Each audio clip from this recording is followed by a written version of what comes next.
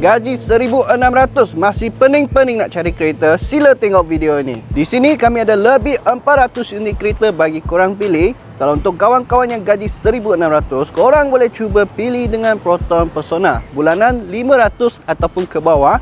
Boleh dapat full on dalam 8 tahun ataupun 9 tahun. Okey, second choice korang boleh cuba pilih Proton Private ini. Bulanan dia bawah RM400 sahaja. Lagi korang boleh dapatkan full on. Kereta dah siap dengan cat baru, body kit dan juga ada turbo. Layan highway memang padu. Alright, so choice ketiga, korang boleh pilih Proton Saga.